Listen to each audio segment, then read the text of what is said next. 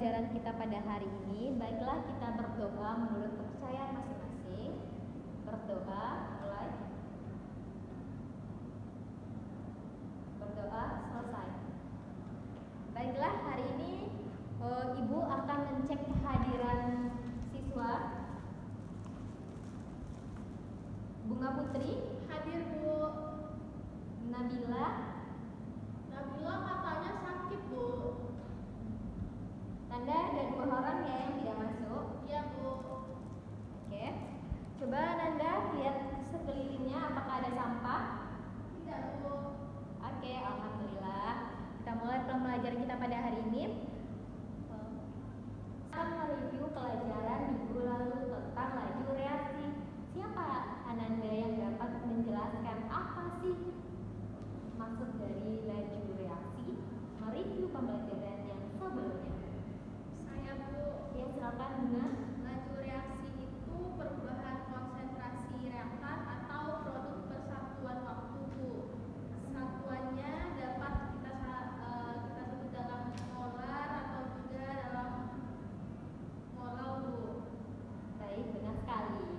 Laju reaksi adalah perubahan konsentrasi reaktan dan perubahan konsentrasi si produk persatuan waktu. Terus apa saja faktor-faktor yang mempengaruhi laju reaksi Ananda? Ada 4, Bu. Yang pertama konsentrasi, Yang kedua, suhu, Bu. Yang ketiga luas permukaan, dan yang keempat katalisator, Bu. jika yang pertama yaitu adanya perubahan konsentrasi. Bagaimana konsentrasinya berubah dengan laju reaksi? Jika konsentrasinya diperbesar, laju reaksinya sebagaimana? Makin besar konsentrasinya, makin banyak juga partikel zat yang bereaksi, Bu.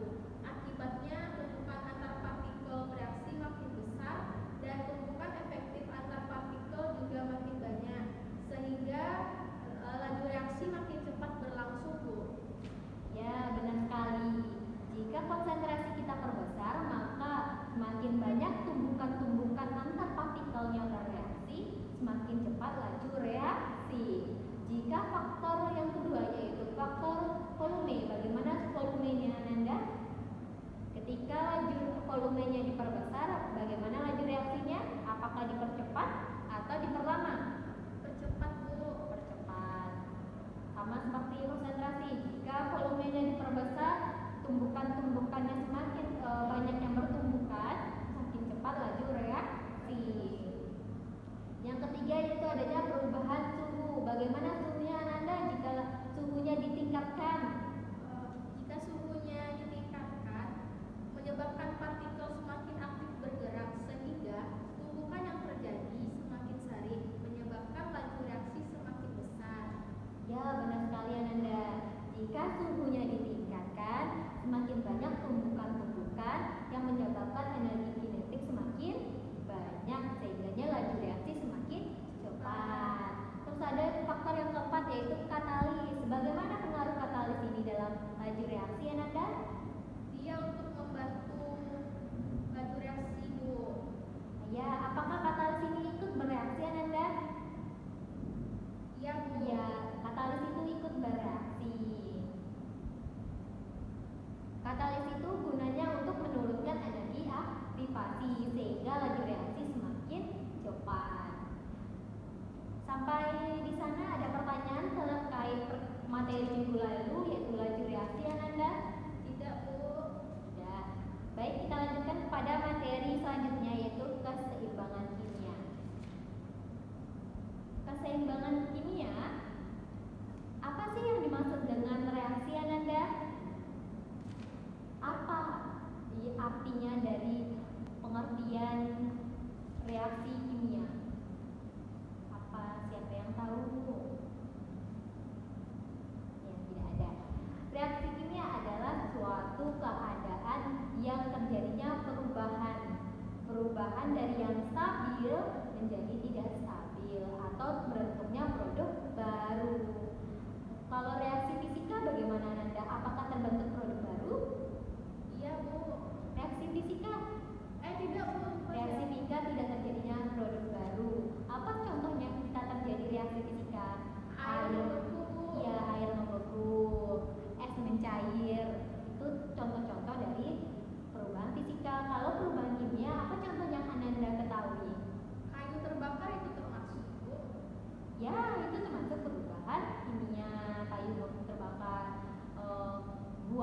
busuk, itu juga termasuk perubahan kimia.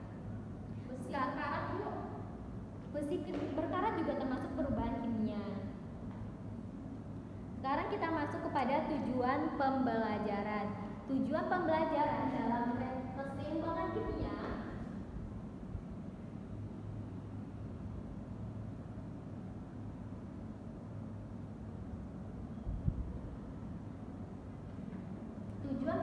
dalam reaksi kimia, yang pertama, siswa dapat mengetahui pengertian dari keseimbangan kimia.